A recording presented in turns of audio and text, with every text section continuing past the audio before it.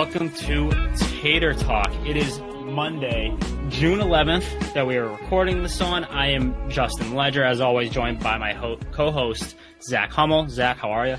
I'm doing good, We have a very, very good show today. We had Jess Kleinschmidt of MLB.com /Cut4. You might have seen them on Twitter with highlights of pretty much everything that's going on in MLB. Definitely stay tuned for that interview. But before we get to that, we're going to start off the show talking, as always, about our favorite stories. So without further ado, what were your favorite stories from the week, starting with you, Zach? Yeah, so this one just broke today, and it's great news for Red Sox fans. Mookie Betts is back from the DL. He's hitting leadoff tonight versus the Orioles. Couldn't be more excited. Great to have him back. Offense has sort of struggled. I mean, the White Sox came in here and shut us down with a couple of mediocre pitchers, so really good time to get Mookie Betts back, especially because we have this big road trip coming up. And how fitting is it that it's against the Orioles, too, a team that he absolutely rakes against? I think his stats against the Orioles in his career are off the charts, so I'm hoping he continues that tonight in his return. Yeah, I'm predicting a tater. Oh, there's going to be taters for sure. My favorite story from this week wasn't even an MLB story. It was the Mat Latos brawl in the Independent League. Don't know if you guys saw it. Did you guys see it? I did see it, yeah. Okay. So on our Instagram, on our Twitter, all that good stuff. That's right. At Tater Talk Pod, you can watch that clip on Instagram or Twitter. Mat Latos, just a legend of the MLB, pitching in the Independent League. And I guess what happened there was his catcher got ran over, so he retaliated, threw at a guy's head, and obviously a brawl breaks out, and a guy from out of nowhere tries to punch Mat Latos, and Mat Latos picks him up like it was nothing. Is Mat Latos the closest we have to Kenny Powers, like, in baseball right now? He's just tatted. He's ginormous, too. What, he's like 6'5", 6'6"? Yeah, 6'6". Crazy. He's all tatted up. Yeah, he's always struck me as a guy that, like, grew up in a trailer park and just, like, definitely could throw hard, and that's pretty much what he's built his career on. He's only 30 years old, which is crazy. Like, he could make a comeback. I thought he was like 37. Dudes. Yeah, like if he's beaming dudes in the Independent League, that's pretty low. So I love seeing it, though. I used to be a big Mat Latos guy, so the fact that he's still out there pitching, like, that'll help me sleep at night. That was my favorite story from the past week. I've probably watched the clip 1,000 times because of just how absurd it was. If it was anyone other than Mat Latos, it wouldn't have been as cool of a video. But just Mat Latos is a name that I have not heard or thought about it's got to be like at least 3 years, right? That Latos has been on the map. So good for him to get back on the map. Graz, what was your favorite story from this past week? Your lovely and luscious producer has one of my all-time favorite stories. Do you guys know about the Scranton RailRiders, the Yankees AAA team?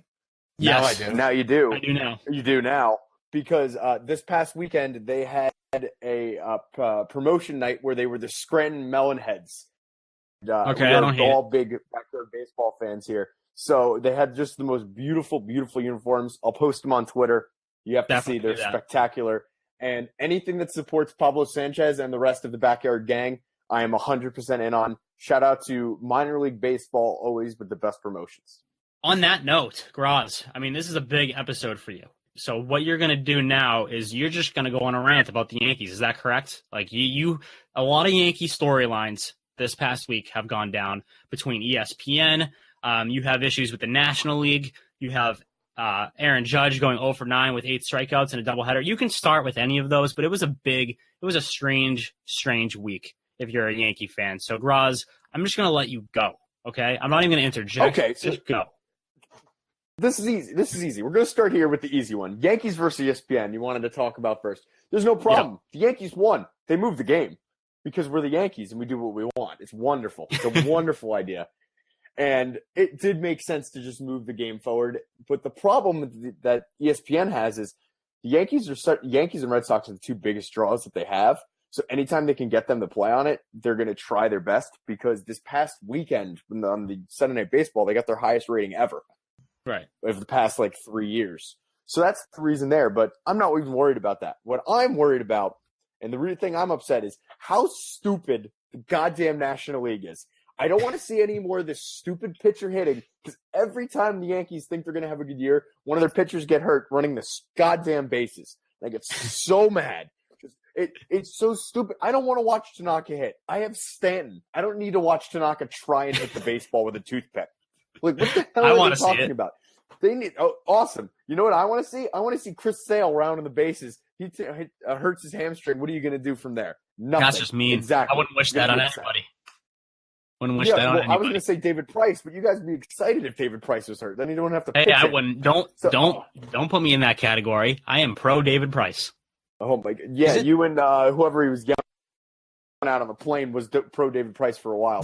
Is it too much to ask? Like, these are professional athletes. Can you not just like run around the bases? Like, we're not asking. I really don't get it. I really don't get it. No, my thing always go to different sports. And they specialize too. So my main specialize. So you're going to say, "Oh, Odell, go play corner because you're an athlete." Right. You're saying your best athletes. Yes, I Severino is a wonderful athlete, even though he looked terrible this weekend swinging the bat, but it's hysterical. But I don't want him to do anything but pitch, just like I don't want Odell playing corner. Yeah, but at the same time, it's like, how are you not athletic enough to round bases? Like, I think all three of us could do that efficiently. You know what I mean? Like, I don't think it's that much to ask, like Zach was saying. You don't know the tension that it is that goes into game, and all of these people are watching, and it's a 1-1 game, and you're going against DeGrom. There's a lot of things. And if you haven't done that in years, then you're not going to be ready for it. I guess. You haven't run in years? These guys haven't run in years? You look at old pictures of David Wells, and you tell me that man. Okay, but you're talking about David Wells. David Wells and Masahiro Tanaka are two completely different body types. And Graz, this isn't like a Yankees Red Sox. I'm just saying any pitcher that does that and like can't run around the bases is like, they should be embarrassed, like, to be in a major league uniform. And that's what gives baseball a bad name when it comes to people saying like it's not an athletic sport at all. That's the type of thing. That is the reason why baseball gets a bad rap.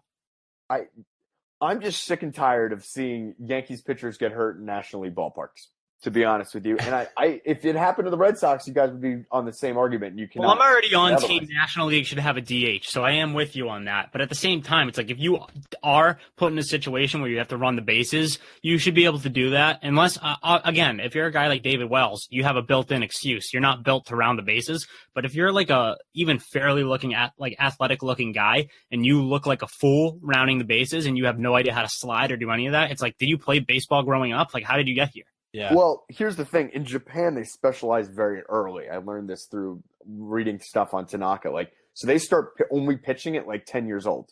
So I think it's something along the lines of they probably haven't practiced base running since he was 10 years old, and he's getting close to 30. 20 years of no base running. But here's the solution. Do you want the solution? Because I'm done with the rant now. I'm ready for it. I'm upset. No, you have to talk about Judge, but talk about the solution. You do the high school thing where pitchers can hit, and that's fine. But when they get on base, you have someone run. I think that's the compromise you're going to get. I don't know how you feel about it. Well, hopefully MLB listens to this and they can figure it out. So like you call them off, and then you get Jackie Bradley to go run some bases. Going back to the Yankees versus ESPN thing, the unsung storyline of that is that the Toronto Blue Jays were going to host that Sunday night game, and they haven't hosted a Sunday night ESPN baseball game since 1999, which is an insane stat. Yeah, you want to know why? It's very simple. ESPN doesn't own the rights to Canadian baseball. It goes through TSN, so they get none of the profit, so they'll never choose them. Well, there it is. There's the answer. Yeah. Yeah. You didn't expect me in my angry, aggressive state to be able to give you the correct answer to something. No. And that's disappointing for you guys doubting me. All right. So did you mention Judge at all yet? Did you? I mean, I think you're purposely avoiding it. I am on wax that I don't give a flying fuck about strikeouts. Yeah, but 0 for 9 with 8 strikeouts, that doesn't faze you at all?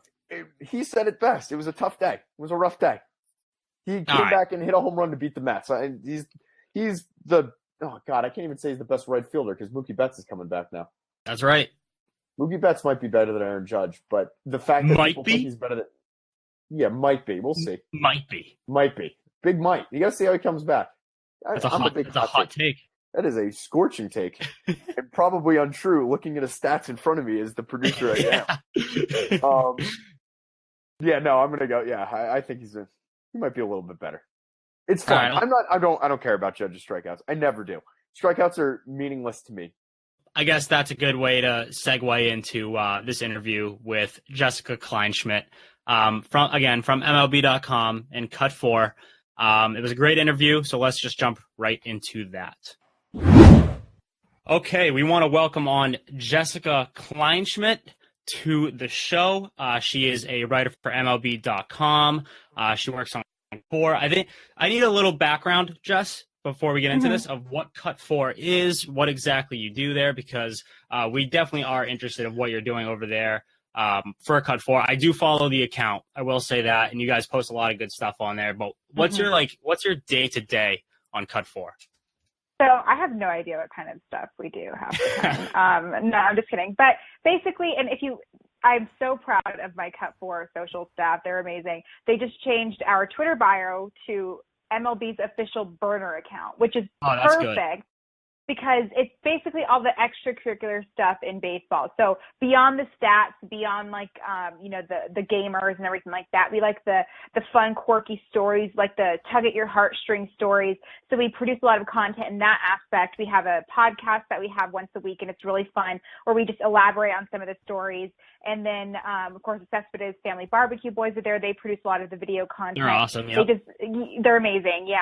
And they just gave me my own YouTube show, a YouTube series that I started about 2 or 3 weeks ago, which is called Infinite Jest. And I go more in depth about a particular Cut 4 story that I wrote or somebody else wrote, and I interview different people, whether it's the subject of the story or one of their beat writers or one of my fellow Cut 4 writers. And it's been really fun. And it's more lighthearted and laid back, but still I want people to leave learning something. And so that's what we've been doing. And the Cut 4 account's amazing. Marcus Hall and Jessica Whitney, they've been absolutely phenomenal over the last few weeks working together. Jessica's relatively new, but she's killing it, and they produce a lot of fun stuff on our Twitter accounts or Facebook accounts. But basically, we want everybody who may not be obsessed with baseball to still love our content, but we want the people that are obsessed with baseball to still enjoy it as well. Yeah, you actually said a key word in there. I think it's lighthearted, and obviously you mentioned how it's fun as well. I think those are two things that a lot of, I guess, casual baseball fans don't really associate with baseball. I think casual baseball fans have this negative view of, make baseball fun again. And I think that's sort of what you're getting at right there with Cut 4. That's sort of your objective working there, right? Yeah, exactly. And basically we want people to be reminded that the people that are running the account are baseball fans. Right. And we want that, I guess, characteristic to be displayed. It's super important because we want people to relate to our stuff. But I know personally, I know what the demographic is for your typical baseball fan. I don't fit that demographic, but I keep those individuals in my mind, but I'm not going to bend over backwards for people that may not look at baseball as fun. How do you feel about that when people say baseball needs to be made fun again and they point out all the flaws with baseball when you can really pick out flaws with every single sport? I think baseball is just an easy target. That's the way I've always looked at it.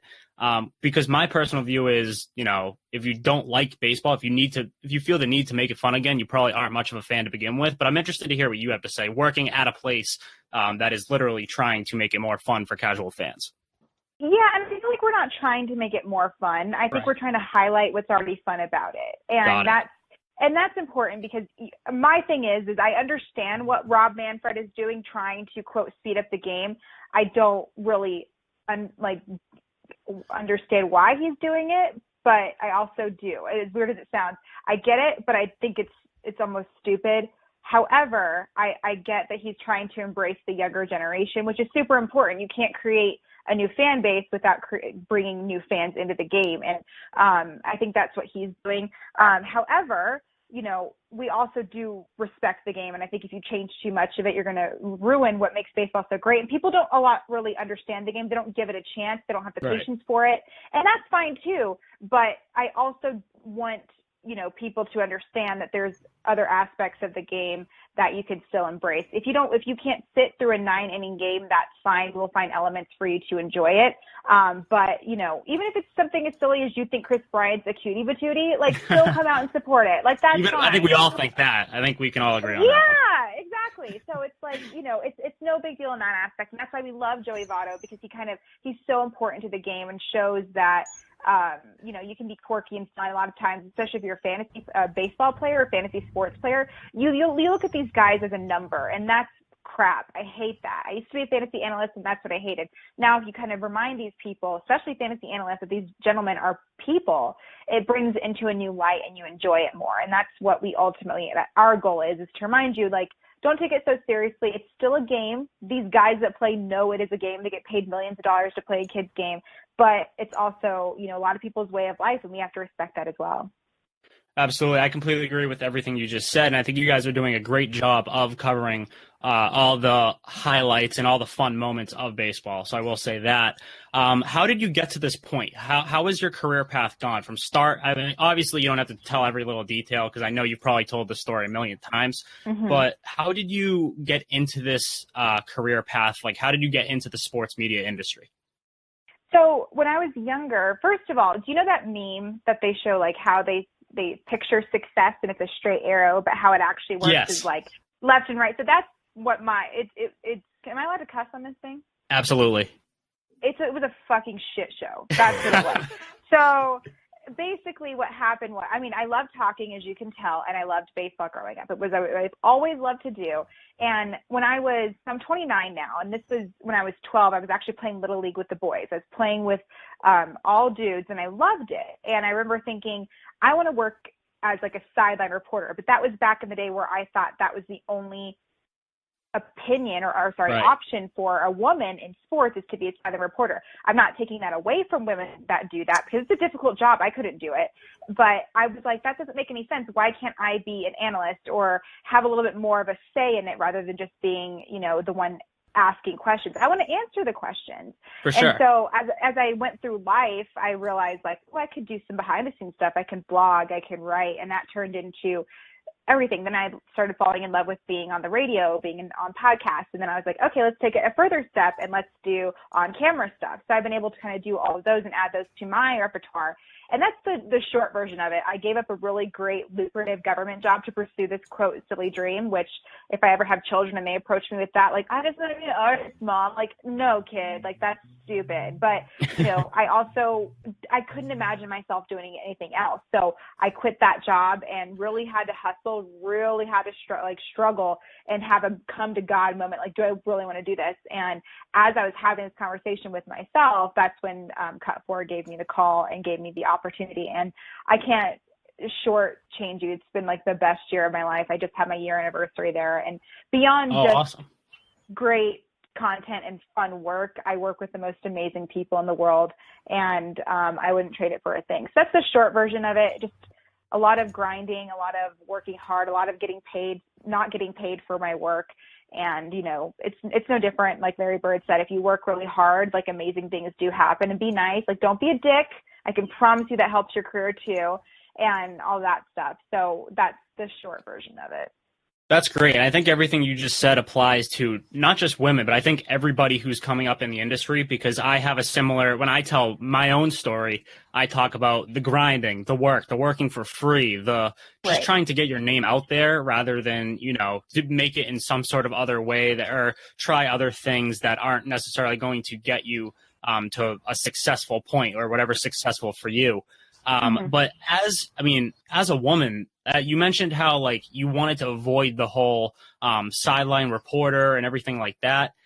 How hard is it to make a name for yourself in sports media as a woman? What kinds of things have you experienced that have sort of, I don't want to say setbacks, because everyone goes through setbacks, but what are some roadblocks, I guess, that you have witnessed that have been like, you know what, like, this is bullshit. I'm a woman, but I can still do the job as well as everybody else. Yeah. And, for me, I looked at it in a different perspective. I looked at it as I can get more opportunities as a woman. And that luckily you have women like Jessica Mendoza, like Michelle Beadle, like Katie Nolan, Sarah Spain, that kind of paved the way but they're not going to hold my hand throughout the process. And right. I don't want to be the next Katie Nolan. I'm not, and she's wonderful. I love her so much. I genuinely look up to her in many ways, but she does a great job at being herself. So why would I try to be the next Katie Nolan when I can be the first Jessica Kleinschmidt? But there have been times where I've walked into a press box, they thought it was a wife of a player, and I just got lost, which was a compliment. I see the girls that these guys marry. Like, that's a compliment. But, yeah, I'm not even upset about it. Or, you know, I'll make a joke, and because I'm a huge smart ass, so I'll make a joke, and a guy would be like, well, actually, and I'm like, okay, first of all, Mr. Mansplainer, shut the hell up. And it's just like, it's annoying in that aspect.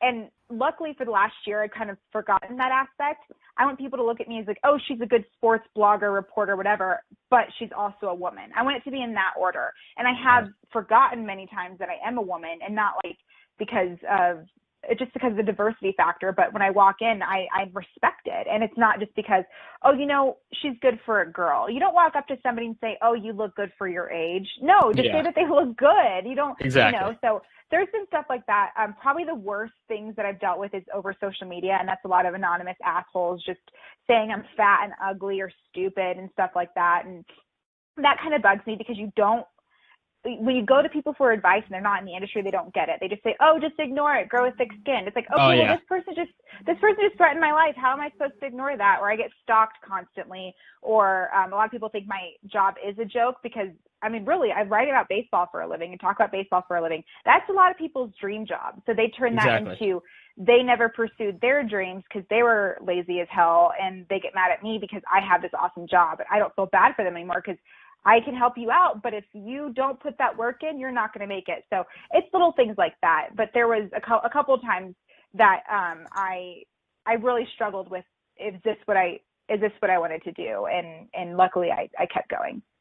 Yeah, I actually had a conversation with someone earlier today about the fact that it's a necessity, I think, to have thick skin now with how much of a cesspool Twitter is. In this field, it's impossible. If you have thin skin, you're not going to last a day. I actually posted an article today, and I was called an idiot. Probably like my notifications went off like through the roof of like just calling me an idiot. And it's like, I laugh now, because you get the people calling you an idiot, and then you have the people who are agreeing with you. It's like, why is it the people take two sides, and there's never a middle ground, and you just have to learn that if you're in this field, because there's never going to be 100% people agreeing with what you have to say. Well, there's also the mob mentality too. Somebody wants to, you know, grab onto somebody else's negative opinion because they're like, ooh, I want to be a sheep and follow this person. And it's like, that's the beauty of myself. I feel like I have the confidence to, like, I don't agree with that. I think it's stupid, but you don't have to agree with that. You know, like my ballpark proposal stance, I think they're absolutely atrocious. Every now and then they'll be okay, but then there's always somebody who's like, why do you like hate love? Like, blah, blah. Like, I don't hate love. I love love. I love it so much that I respect it outside of the ballpark and interrupting a game. So that it's like stuff like that, you know, and there was one article right before I got the MLB job. It was an opinion piece, and I got my ass handed to me. And every time I think about it, I'm like, oh gosh, but I'm glad I went through it, because you kind of get a taste of, oh shit, this is what this industry is like. So it's a slap across the face. Exactly, like Bob telling you to grow a thick skin, works at his 9 to 5 and talks to his BFF Joe and the other, and like over instant like messaging in their cubicles. That's it. So that is, you know, it's stupid, but people don't understand it. And not only, you know, you mentioned thick skin, you have to have a confidence about yourself to be like, you know what, that person may have been right, but I'm going to stay by what I stand. And just, if you have the confidence enough to put your opinion out there, that's amazing too. I got to ask, because you mentioned social media, how much of a dumpster fire are your DMs? They're not as bad as they used to be. Okay. But I keep my DMs open, and it's usually because, you know, it's a lot of times, this is going to sound really stupid, but every time, you know, I see like a suicidal thing or somebody, you know, not happy with themselves, I'll be like, hey, my DMs are open. Like, it's important to know that people will listen to you. And absolutely, obviously for work opportunities too, people are scared to like email me on my email, so they'll just message me, and that's fine too. But every now and then, you know, I'll get a dick pic. It just happens. or just some idiot saying that they want to marry me, which if you knew my love life, I would actually consider it. Like, let me actually think about this for a second. Like, give me a moment, you know. So it's just stuff like that. Or but they're not as bad as they used to be. I think when I was an up and comer, people didn't take me seriously, so they just would mess with me. But for the most part, people are very open and they want the attention, so they'll publicly tell me that I'm an asshole or something like that, which is fine. But my DMs aren't as bad as they used to be. But yeah, every now and then I'm like, ugh, this is like really, dude, really chick, you're really gonna come out and with this. So it is what it is. That is why I asked, because they were open. That's how you're on the show right now. So that was my first thought when I saw that they were open. I'm like, oh boy, like I wonder, like that's got to be rough. Because I think it's for any woman, it's just like you kind of open yourself up to that sometimes, where it's like there's so many creeps on social media that I can only imagine some of the things that are said. All I gotta do is ignore and mute. I don't block because I still want them to click on my articles, but I definitely use the mute button quite a bit. It's like its own little MLB season to itself. Yeah. If it leads to page views, then it's all worth it in the end. Yeah. So what is your ultimate career goal? What is something that you strive toward? Because I think a lot of us in sports media have sort of this ultimate goal in mind. Like, I reach this point and I'm going to be very happy or satisfied. What is your sort of pinnacle when you look at your carear? Oh, gosh. I feel like I'm kind of living it. I'm doing a little bit of everything, and that's, I'm on the radio, I'm on podcasts, I'm in front of the camera, I'm blogging, I'm writing, I'm reporting. Maybe something more, like maybe more on camera stuff, like eventually MLB Network would be great. But I want to do hosting and be an analyst and do, some of the digital stuff. Digital media is something I've definitely fallen in love with a little bit more than TV, I can imagine. But that's just because it's the way that we're changing. But career-wise, I think that's an easier question to answer. I definitely want to get married and be a mom and stuff like that. And I think finding a work-life balance would be phenomenal. But I worry that might be difficult. And just, stuff like that but eventually, when I'm older and I'm sick of being, in the public eye, definitely want to get into PR. I want to do more behind the scenes stuff. I know a lot of cool people, and I would love to hook them up with other people that I've grown along the way, whether it's charities or just speaking arrangements or talking to the right person. If somebody could just reach out to be like, hey, Jess, you're my girl to go to for when it comes to, do I work with this person or not? So I really like the PR aspect, probably quite a bit down the line. Got it. So out of everything that you have written, and I know there's probably a lot of things. It could be, it could be, I don't know, a college essay. It could be literally anything. It doesn't have to be baseball. What are you most proud of? What is something that you look at and you're like, I loved writing that? It could be something you're passionate about. It could be something that you think was just really good. What is your favorite thing that you've ever written? The easy answer is my cover letter to Cut 4. Oh, all right. I like that. Yeah. I like that. That's a great answer because it got you where you are today. I like it. It got me where I am. But if you want to talk about an article, there's one that I really did like, and it was of course, Joey Votto. This is the more lighthearted stuff. And I have very short attention span, but I grew up playing as an athlete. I never listened to my coaches. I was very uncoachable. And when Joey Votto talked to MLB Network, I believe it was during spring training, he talked to Eric Burns and Greg Amsinger. When he was talking about hitting lessons or how to hit, you can't help but listen to him. But the beauty of him is he was diverse. He was talking about young kids. He was talking about women. He was talking about softball players and baseball players. He talked about everyone. And he was speaking, and you were just like, oh, my gosh, this is so great. I'm learning so much. And it reminded me, how am I listening to this gentleman? But I was never listening to any of the other coaches that I had growing up. And then, of course, all of the pro women in sports stuff really makes me happy. I get a lot of crap comments on that, but talking to Jenny Kavnar was probably the highlight of my career, only because beyond her play-by-play telecast ambitions that she went through, I just fell in love with her as a person, and kind of reminded me to be more nice, to be more kind, and be more humble, and that's what she did. So those are probably the three top ones that come to my mind. I'm actually so glad that you brought Jenny Kavnar up, because that was going to be the next thing I was going to ask you, is how much do you look up to her, someone who's done play-by-play, which is a huge thing for women in sports media. How do you look up to her, and just like what is play-by-play something you would want to do? Is that how do you look at Jenny Kavnar? No. I can't do play. I'll be the girl to make the cute little comments to the side before I ever am taken seriously as a play-by-play. So be a color commentator. Yeah, I could do color commentary for sure. And maybe if play-by-play, if they got super desperate, I would do it. But I'm known for making the comments and making little, having little chicken nuggets in my system that I just blurt out. I could never do what she does, and it takes a lot. And the beauty of what she did was it wasn't just for women. It was showing that you don't have to play this sport to work in this industry. And I know a lot of the athletes get really defensive saying, well, you never played. It's like, well, yeah, we have a different way of studying the game. Yeah, obviously, that's the worst. I hate, that's one of my pet peeves. I hate hearing that. Exactly. Some of the most respected men in the industry never played the sport. And that's not just baseball, that branches out. So, and it just goes to show, you don't have to play. I mean, like, obviously she was an athlete growing up, but more than her abilities, like she's also great on sideline reporting and talking to people. When I spoke to her, it was supposed to be a 5-minute interview and ended up being almost a 30-minute show. So it was just really cool. I just kept asking her questions and I met really cool people, and for some reason for her, I got nervous. I was very fangirly, and she just has a really good way about her, and you just feel comfortable and that. So she just really taught me to be like more soft and more kind in my approach, because I have a tendency to be very intense and intimidating, and I need to stop doing that so much because I don't want people to get scared of me. And she just kind of reminded me to, be more kind and soft. But I don't really look up to a lot of people, but she's probably my number one for sure. That's great. So we can jump into some baseball talk now. Cool. So obviously Jenny Cavner, that was a huge moment this season. She had I think she did play-by-play twice, right? So moments, I should say. For sure she did one. I don't know about her second time. Actually, I think she did not too long after that, yeah. So what was you cover so many moments for Cut 4. What is your favorite moment of the season so far? It could be something funny. It could be something sentimental, whatever it is. What is your favorite moment so far from the 2018 season?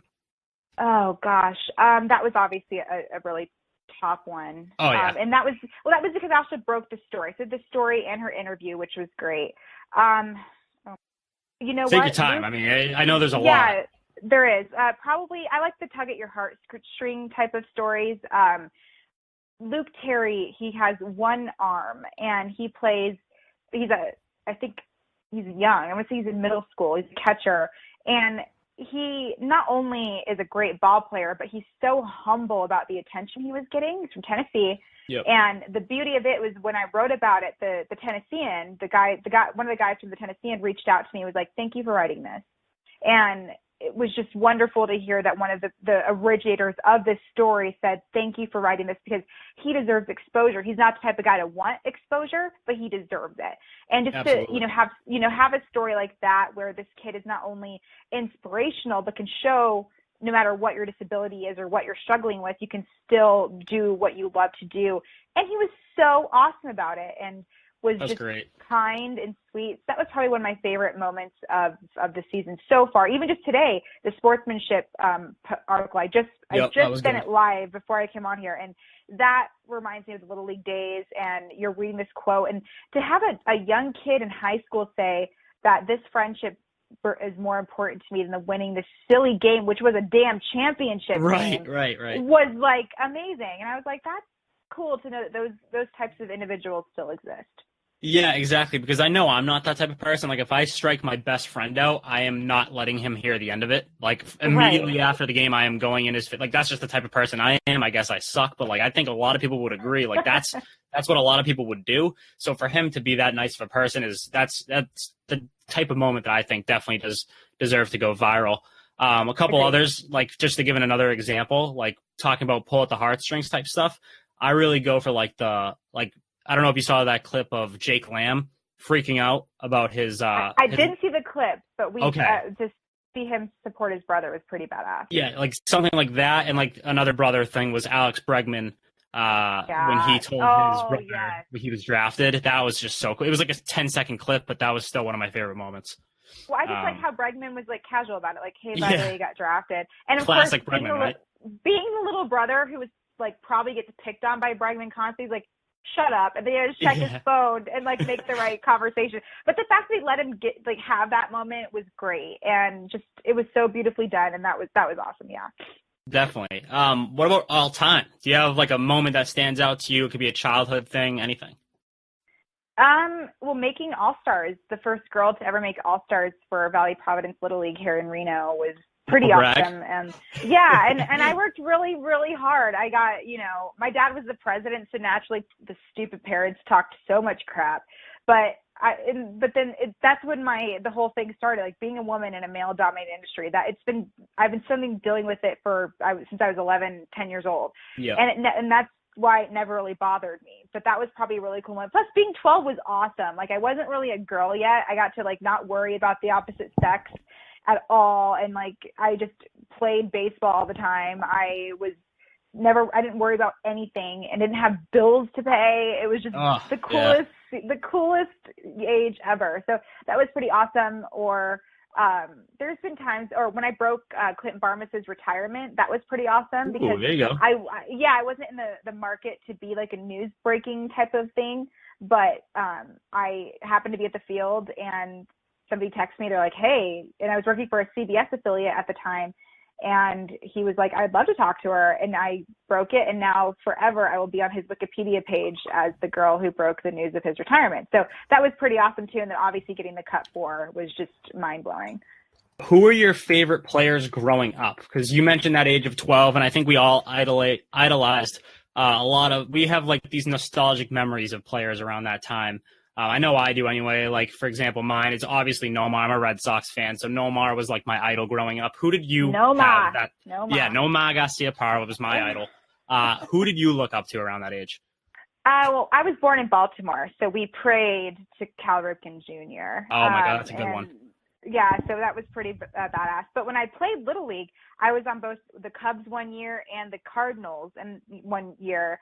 So it was around the race between Mark McGwire and Sammy Sosa. So I really liked looking up to those guys. And even nowadays, Mark McGwire is I love listening to him talk because he's open about everything now. And it's a really weird dynamic when you looked up to people and now they're your colleagues and your friends. Like, I watched Dallas Braden throw a perfect game, and now he's a friend of mine and a colleague. Okay. And he had me on his on Barstool with him and Jared Carabas. And, people that I used to watch play, like Cliff Floyd, I could reach out to him anytime I need anything. John Kruk, people like that. And I think it's a different mentality when they're now your friends and you watch them growing up, or people that you never even watched growing up. And like CJ Nikowski, never heard of the dude, right. Never heard of him. All of a sudden, I would talk to him, every now and then, and that's what's really cool. But I just remember when I was little being obsessed with Cal Ripken Jr. and then Eric Chavez. Everyone was. Eric Chavez. Eric Chavez, that's a name. Yeah. He's the reason I fell in love with the A's. I went to my first game, he hit a bomb, and I didn't know who he was, and I looked down at my program and saw that him and I shared a birthday, and he was playing third base, and I was Little League at the time, and that was one of the positions I was trying to play.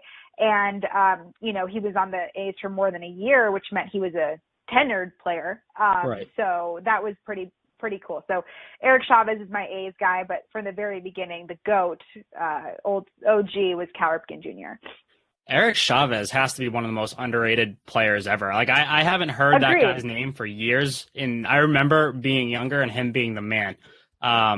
So what are, like, nowadays, who are some players, what are some teams you like to watch right now? Joey Votto. There you go, Joey Votto. Actually, that's a good answer for this question, because I was going to say that might not be on the radar, and Joey Votto is one of those guys who is just too good for how, like, little, like, known, I guess you could say he is. I know a lot of people know him, but he doesn't get the credit he deserves. I agree. And I think that has a lot to do with the fact that he is on the Reds, but he is one of the baseball's biggest treasures. And I've always liked him as a player because, like I said, I one of my big breakouts was in the fantasy industry. And so I knew him as a number. And then when I got with Cut 4 and really embraced him as a person, I was like, wow, that's great. So he's my favorite to watch. We mentioned Scooter Gennett heading into this. He's been fun to watch this season. I will never not love to cover Bryce Harper. He always gives us something. And that's, he's outspoken a lot, which is great, but he doesn't apologize for how he is. Max Scherzer is always great, especially when I met him. We love Max Scherzer on this show. We're great. Big Max Scherzer guys. He's great. I've never met an individual who was two completely different human beings, from interviewing him to him going on the field and him just, Yes, exactly. So he's been really cool to follow. I love watching the Indians. They're always fun.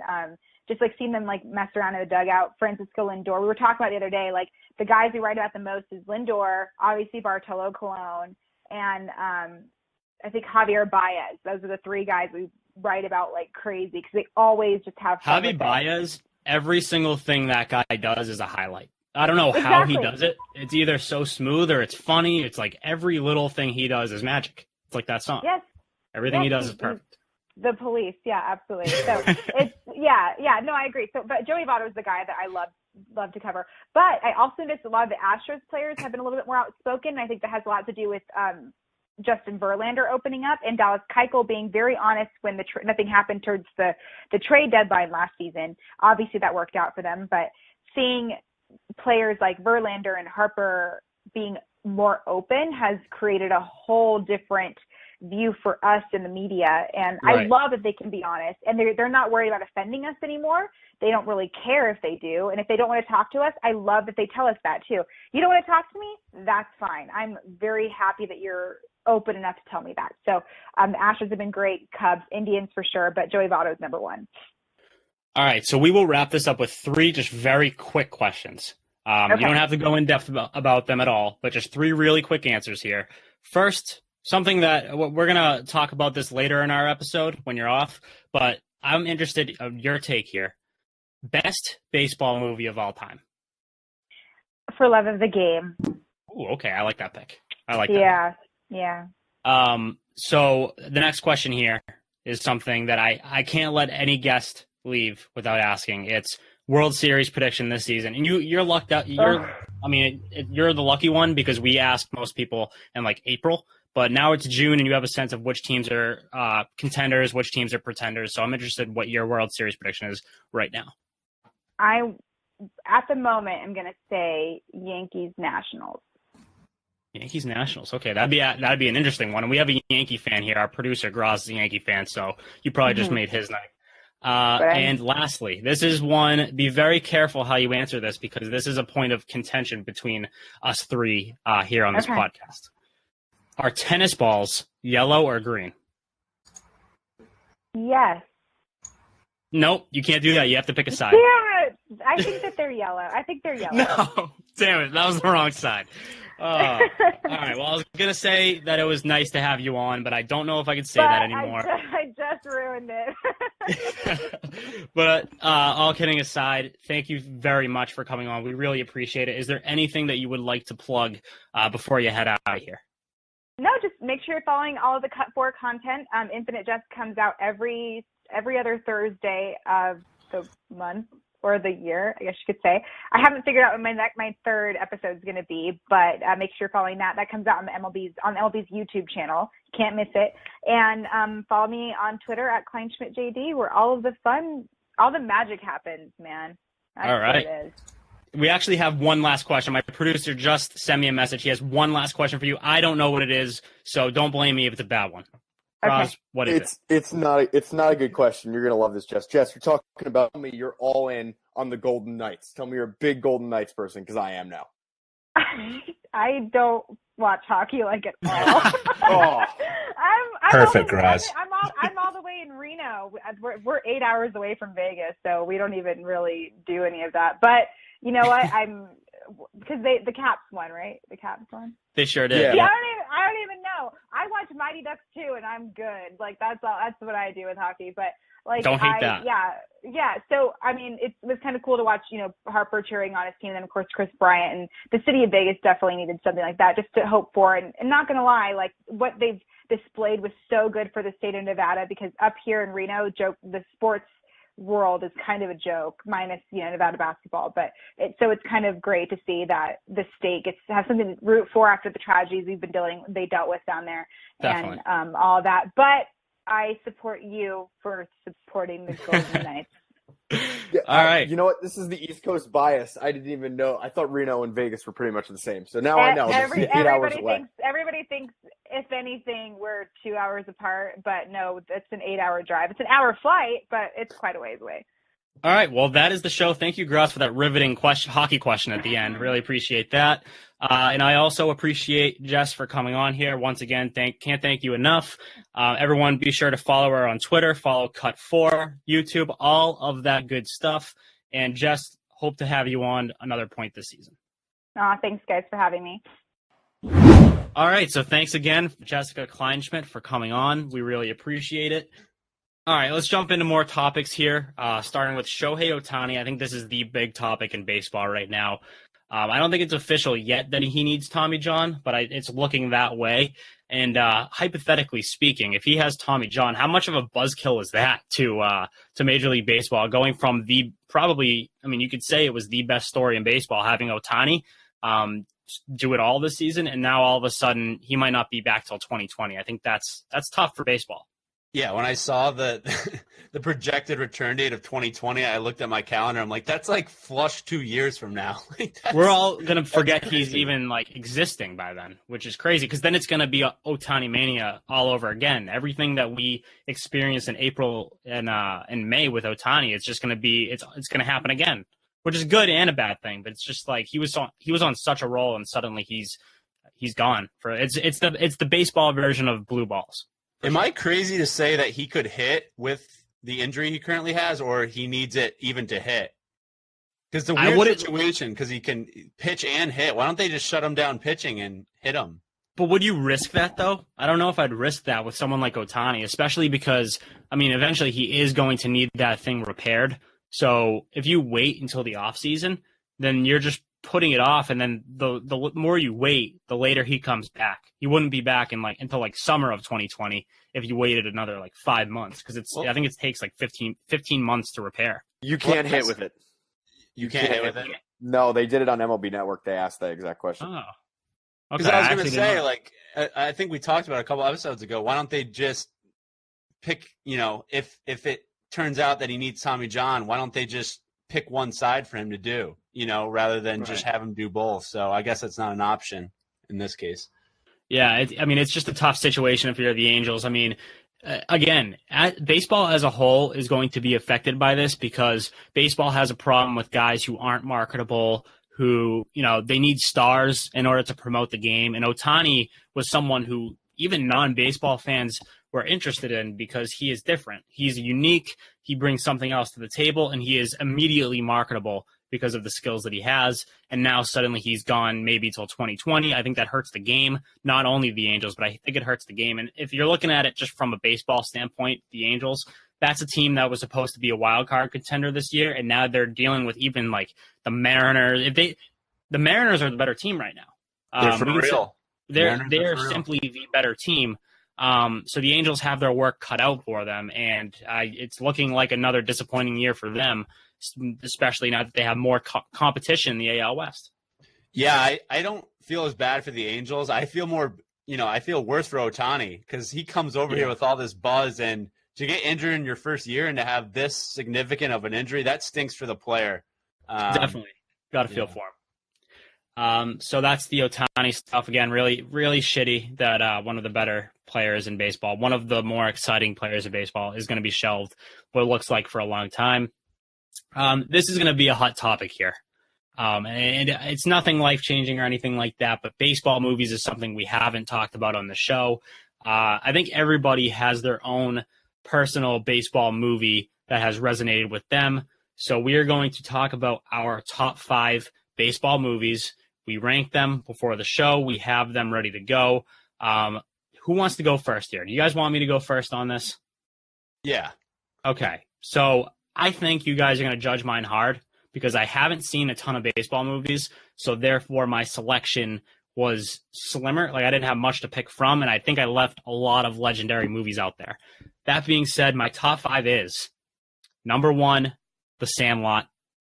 I don't know if that's a hot take at all, because I look at it as more of a nostalgic movie, but it sticks with me. It resonates with me. Sandlot is my number 1, because I could probably quote that entire movie. Let's be honest, who couldn't? So it's my number 1. And number 2, I am very disappointed I didn't bring this up to Jess Kleinschmidt in the interview. Moneyball. Moneyball. She's an A's fan, and I failed to bring up Moneyball. That is my bad. Jess, if you're listening to this, I'm sorry. You are free to join the show at any time and talk about Moneyball. 3 is Major League. I don't know, just an awesome – it's on all the time too, so it's just the perfect movie to just sit back and watch on MLB Network or something when it's on. 4 is Field of Dreams, and 5 is Rookie of the Year. Actually, looking at it now, I might actually switch those two. So I'll actually go 4 Rookie of the Year, 5 Field of Dreams.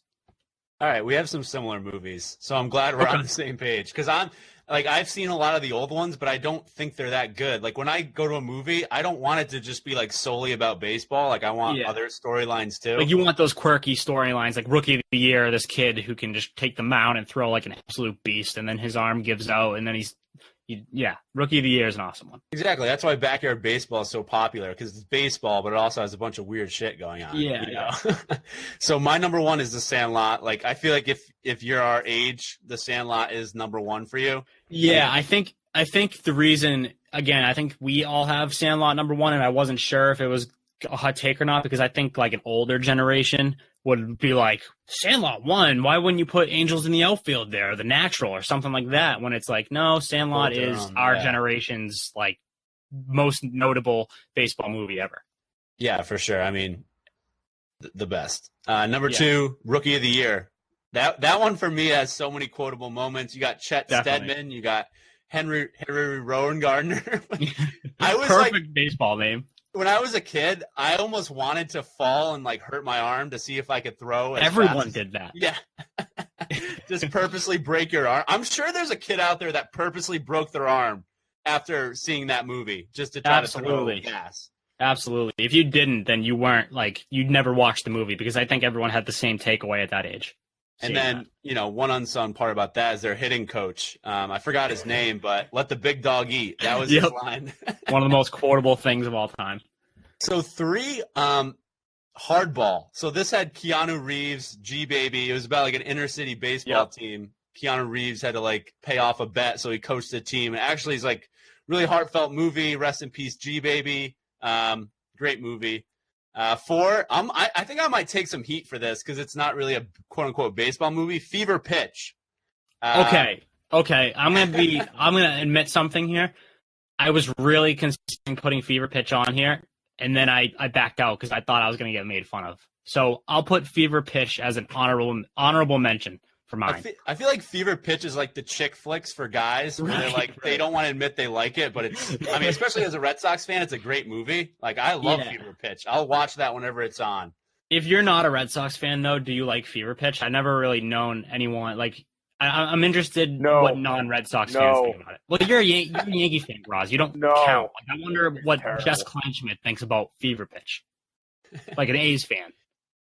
Well, the best part is the movie was made the year the Red Sox won the World Series. So, I mean, it's just perfect timing, from that sense. It was nostalgic for sure.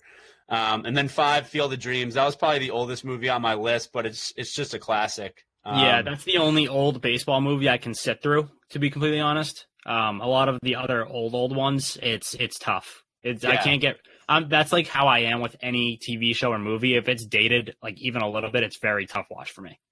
Yeah, me too. And my honorable mention is that one that has Dennis Quaid in it. I think it's called The Rookie, where he like tries to make a comeback in the MLB. That was made like pretty recently compared to Field of Dreams, so that was my honorable mention. But there's one. I always get that and Rookie of the Year mixed up.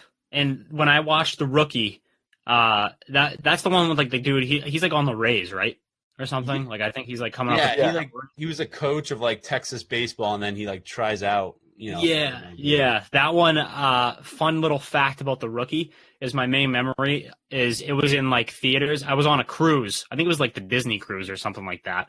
And I was obviously like young, like probably like 10 years old when it came out, or maybe even younger, to be honest. And I remember watching it in a movie theater on the Disney cruise. So that is my memory with The Rookie that I had to throw out there. It was a Disney movie, so that makes sense. Yeah, that's why. All right, Graz, what's your top 5? I got a couple. You guys, so number 2 on my list, I'll go number 5 first.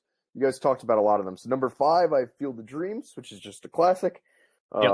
Number 4, you guys talked about it a little bit before, but to go into it, The Natural is probably the best baseball movie ever, but it's not my favorite. I need to watch that. That makes sense.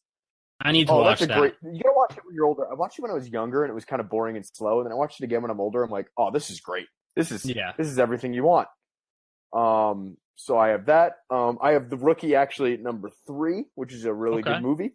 You guys just talked about that. Number 2 is a Yankee kind of movie. I don't know if you guys ever watched 61. 61 is a great movie. I have not. It's about Mantle and Maris going for the home run crown. It's really good. And Never it's not gonna just watch like that, Yankees propaganda. No, it's not. It's all about like how the reactions of the people. It's good. Yeah, never gonna watch it. No, sad. And then number 1 for me will always be Major League. I make Major League references all the time. I call myself Wild Thing when I was a kid because I couldn't pitch really well, so it was very important. I want eventually we have to do a spoof of Wild Thing coming in from the bullpen, but it's Graz dressed up as Wild Thing. Let's do that. Absolutely. And then 2 honorable mentions. You mentioned Angels in the Outfield, and then Little Big League is one of my all-time favorite ones when I was a kid. That's another one. Yeah, that's a great movie where he becomes the owner of the Twins. It's great. Like a kid.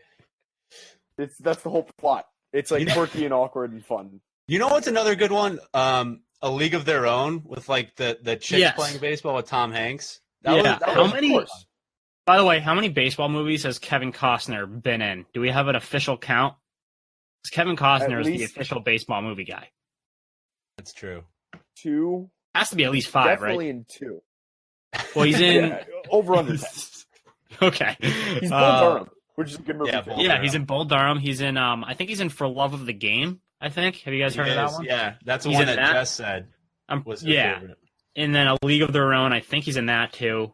I already said him. I don't know, maybe it's only 3. Field of Dreams. Oh yeah, Field of Dreams. He's in The Rookie too, right? Oh no, that's Dennis Quaid. Yeah, it's Dennis Quaid. They're almost the same person. It's the same guy in all the movies. Kevin Costner just loves sports or something because he's in Draft Day too, right? Like if you're making a sports movie, it's like, all right, well, I guess we'll get Kevin Costner on the line and see what he thinks. Yep. Oh, we also missed the original Bad News Bears, which is a classic movie. One of my. I was going to bring up Bad News Bears. I was going to bring that up. I haven't seen that since I was like 5, so I really don't have an opinion on it. But it's the Bad News Bears. So, I mean, they made us watch the crappy remake when we were kids, and then my dad's like, "Yo, you got to check this out," and it was fun. Yeah. What's the one with? Go ahead.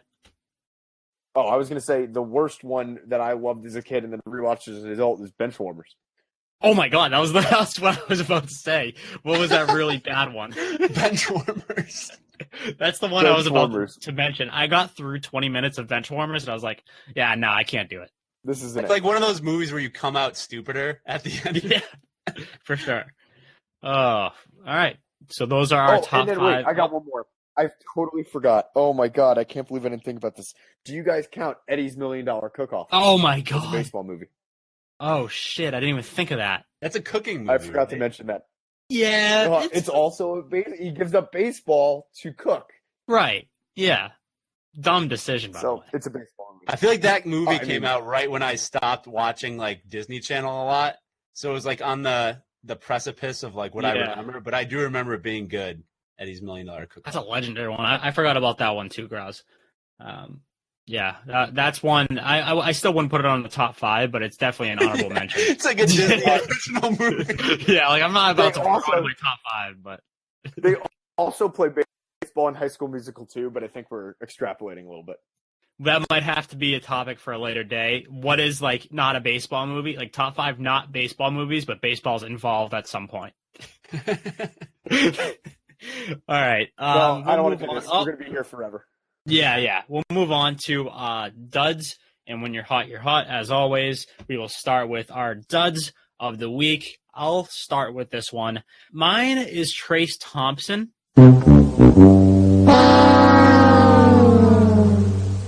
I don't even know. I think he's on the White Sox now. I can't keep up. He just seems to change his team every day. So I think it's the White Sox now. He's batting .080 this last week.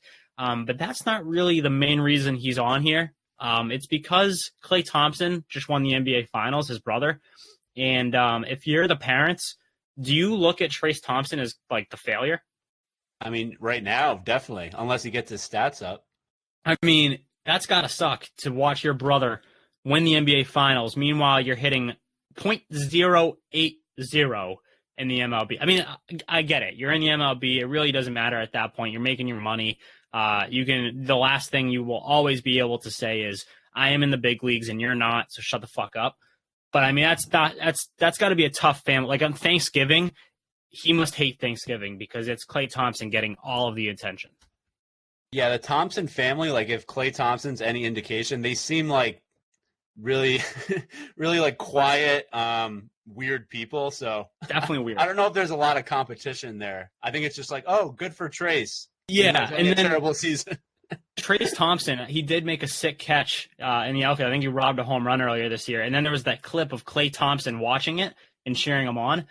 The clip of the catch didn't go viral. It was the clip of Klay Thompson watching the catch went viral. That sucks if you're Trace Thompson because nothing you do is interesting. It's only your brother.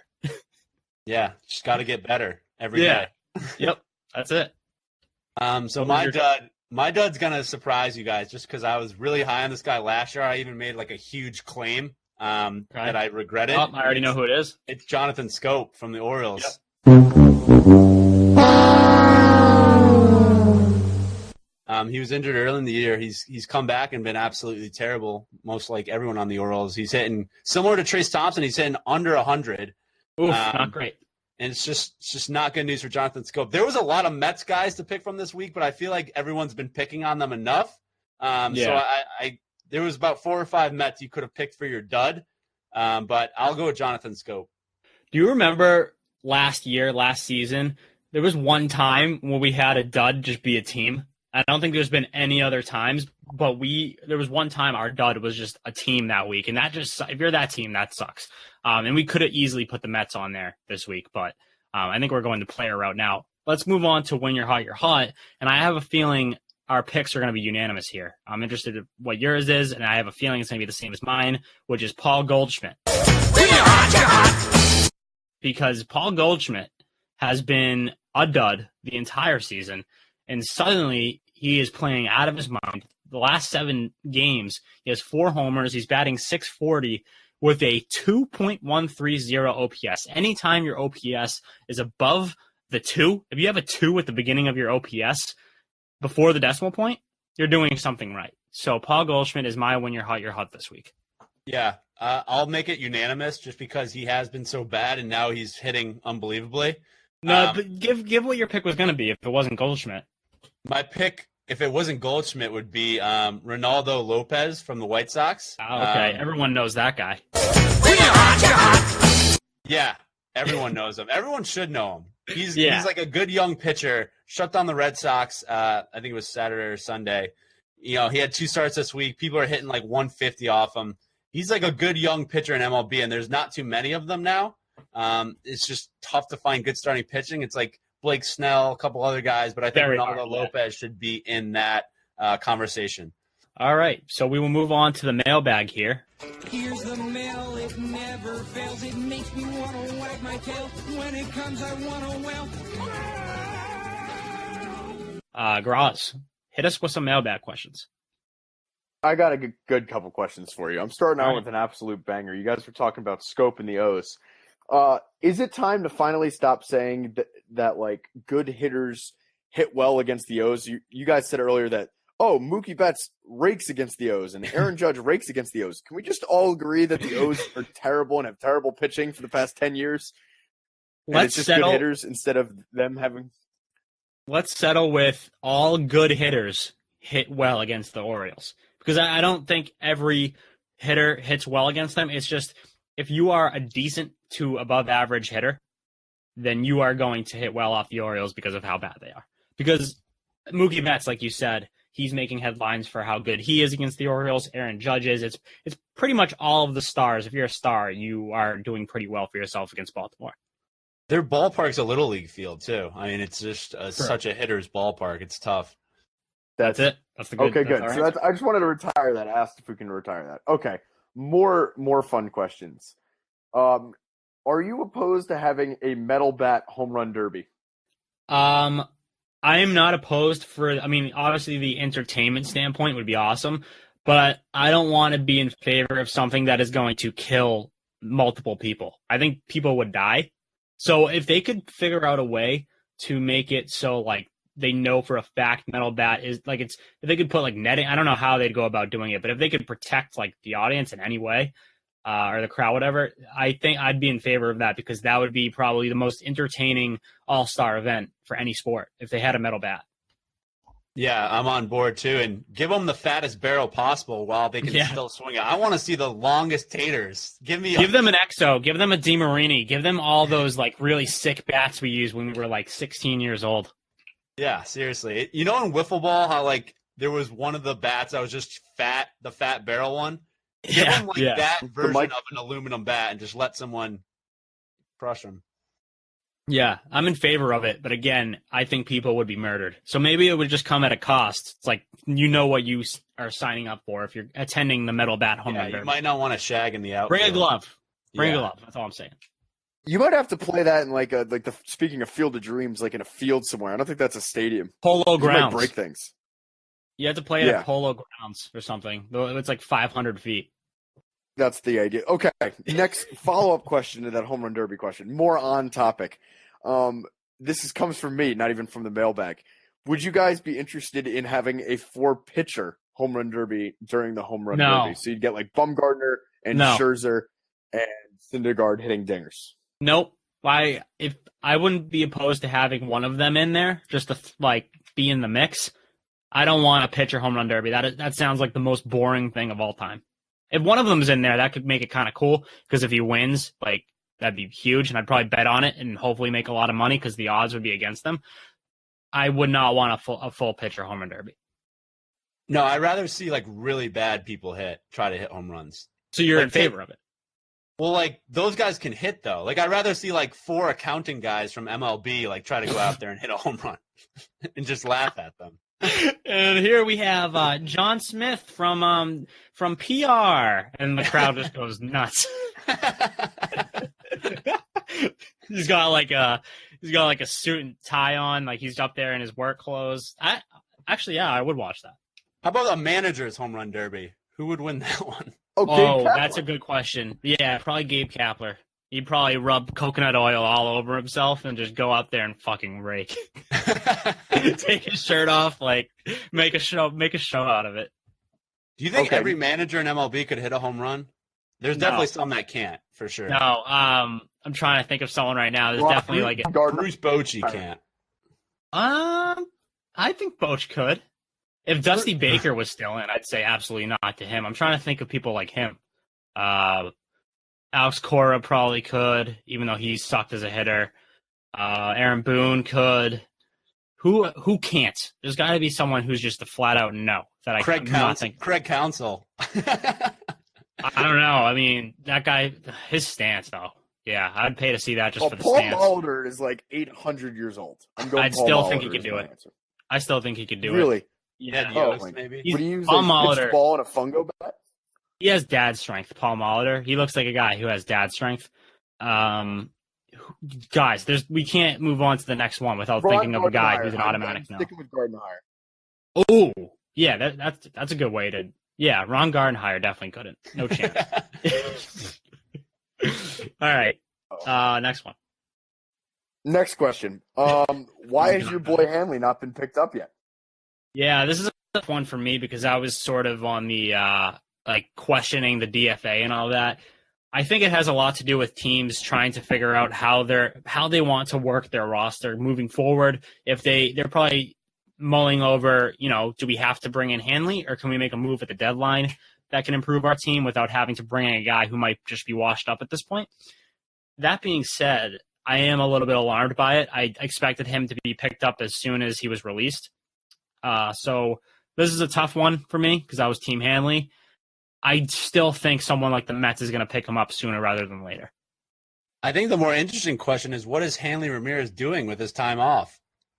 I don't know. That's probably playing Fortnite. Like, I really don't know.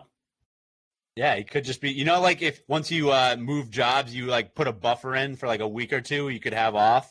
Yeah. Maybe that's what he's doing. He's just enjoying himself till he starts his new job.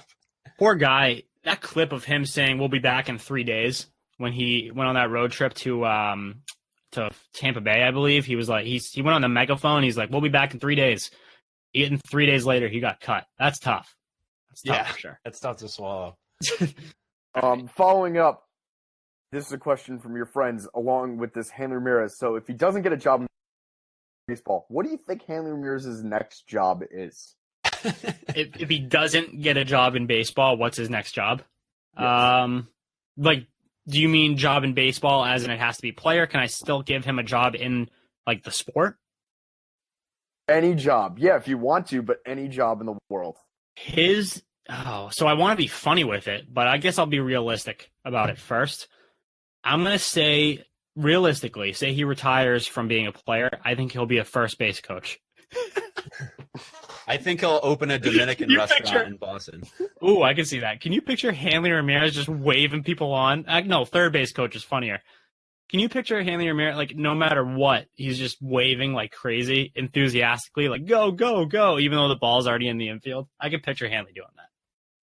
I have him as an usher in center or right field in Fenway. So, like, leading people to their seats, dodging JD Martinez home runs. Because he has a personality. I'm trying to think of the perfect job for him. Maybe like a color commentator for like a Dominican league or something. I don't know. He could be a promoter down at Lansdowne Pub. Oh, okay. He's going to eat himself into submission when he doesn't have to stay in shape. Oh my God. So fat. You know how Ken Griffey Jr. just got huge right after he retired? Yeah. I can only imagine. Like, Hanley's going to be like that times like a million. Yeah, he's going to be a big boy. Okay. I have a Yankees question for you guys. I'll butt in a little bit too. What do you think the Yankees should do with Tanaka and Montgomery being hurt? Who should they go after? Should they just spot start? Maybe a bullpen game? Do you guys – I'll turn this on you quickly. Do you guys think you have enough pieces to realistically get DeGrom? We have enough pieces. I don't think they'll make the move. Okay. So in that case, they'll probably go for someone like maybe a Cole Hamels, Chris Archer. How do you feel about that? I'm not happy about that. Okay, with is I think you could get J.A. Happ for an appropriate price. You would want J.A. Happ. He's having a good year. I'm not or J. Happ, I should say. It's not J.A., I don't think. I think he likes to be called J. So J. Happ. I think that's one of his weird facts. Well, it's the price tag. It's not the talent level. So I get that, but like, is J. Happ the guy? J. Happ the guy who's going to get you over the hump, like in that rotation? Or are you just going to be like, okay, well now we have J. Happ and we don't know what to do with him either? Yeah, I don't like ambiguous lefties either. All right, so you're on record being opposed to a Chris Archer or Cole Hamels. Yes, I don't think either of them fit. The only two people I would trade for, and it's impossible, is I don't like Cole Hamels. I don't think Cole Hamels is that good anymore. He's got a massive contract over the luxury tax. Yeah, but I think Cole Hamels is a guy who is very similar to, say, I don't think he'll be as good, but it's like a similar type of situation as Garrett Cole, where he was getting sort of like he had no reason to be good with the Pirates. And then if you like reinvigorate, maybe even like a Verlander type thing, you reinvigorate their careers and give them sort of a purpose to be good again. And suddenly he could be something for the Yankees down the stretch more than a J. Happ. Graz, beggars can't be choosers, man. Like you, maybe if you have Cole Hamels. Like if you're on the table, you take Cole Hamels. If you're trying to like buy at the deadline. Yes, if you're trying to buy at the deadline. But if you're telling me I need to give up Clint Frazier and just Sheffield for him, I don't want to do that. Gary Sheffield still plays for the Yankees? Not Gary Sheffield. Justice Sheffield is their top pitching prospect. I still like to picture Gary Sheffield wagging that bat. No one.